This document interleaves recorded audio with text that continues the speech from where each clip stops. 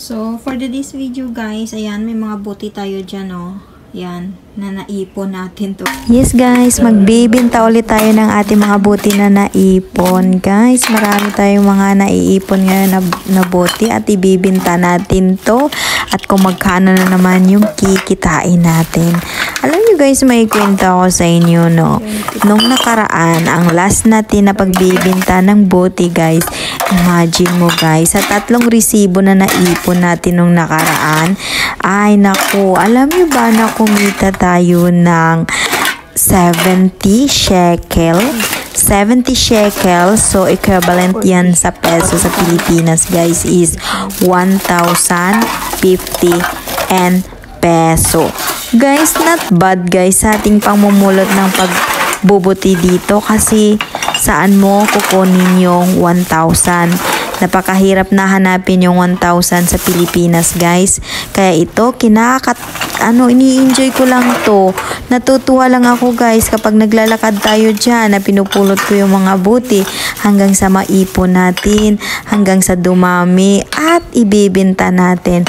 Alam nyo ba guys, sa paglalakad ko na 2 araw, minsan nga 1 araw lang, makakaipon tayo ng 100 pesos na buti. Ang equivalent ng 100 pieces na buti is nasa 20 shekel. Kung ibibinta mo siya sa machine, nasa 30 shekel. Ang 30 shekel guys, ang 30 shekel guys is equivalent na yun, I think nasa 500. Tapos yung 20 shekel naman is equivalent sa 300. Imagine mo na guys na maiipon mo kapag masipag ka. Everyday makakabinta ka talaga. Kung lanan mo ng time. I mean, kapag nag-walking. Kasi guys, ang sipag-sipag kong mag-walking at ang hilig ko na talaga dati pa mag-walking, lalo kapag ko is medyo malakas pa at may isip pa.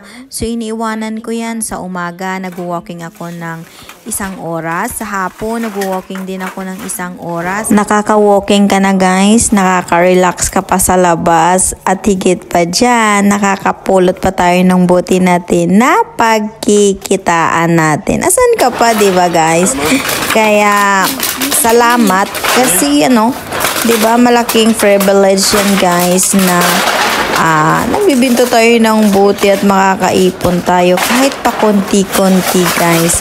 So, alam niyo ba guys? So, ayan guys, dagdagan na naman yung ating savings sa ating pagbubuti. Alam mo yun guys, galing yan sa ating pagbibinta ng pagbubuti. So, ayan, naka 20 shekel tayo. And that is equivalent sa peso is nasa 300 peso. Not bad guys, diba? Naka 300 ka at easy lang natin na maibibinta. Of course, dahil yan sa ating kasipagan sa pagbubuti guys, diba? Sayang din naman yan guys na pagkikitaan.